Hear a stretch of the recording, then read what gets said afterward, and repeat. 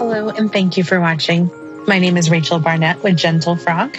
I'm here to create videos for you to help you understand QuickBooks slightly better than you currently do. If you have any comments, questions, or suggestions, please put them in the chat box.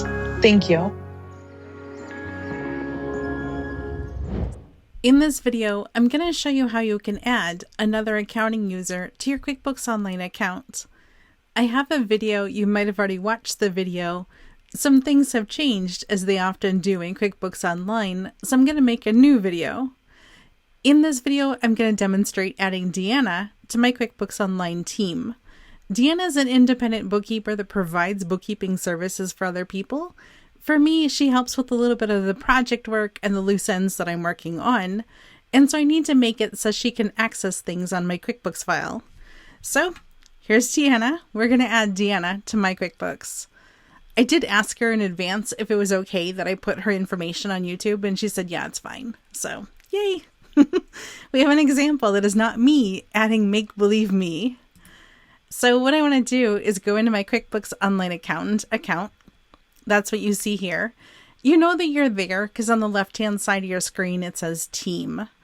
I'm going to go to the upper right-hand corner and click on Add User. So now I need to add Deanna's information. So I've got her contact information, and now I need to identify the role. I'm going to go ahead and click on View Role Descriptions just so you can see what they are. I don't really want to give her access to any of my stuff. I just want to be able to give her access to particular clients. So I'm going to give her standard no access. She'll have some permissions, but she can't use the accounting features. As I look through this, I'm like, that's probably good enough. So let's do that. Standard no access. So let's see what she can do. No access for e-filing, and then additional permissions.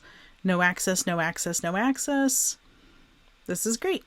She has full access to ProAdvisor and Work, and then less permissions, no access. This is great. Access to clients. I'm going to click on Edit Client Access. The only client I'm going to give her access to is Pond View Properties. You don't know this yet, but Pond View Properties is one of my make-believe businesses that I'll be using to create a course.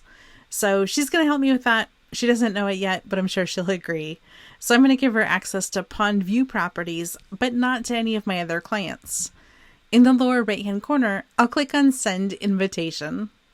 So it says you have added one person in Gentle Frog. You've sent the invitation to their email address. That's it. If you have any questions or suggestions for other videos, please don't hesitate to let me know. If you'd like to see any of my courses with my silly business names, you can find them on gentlefrog.com. I have paid courses as well as a free course. Thank you so much and have a great day.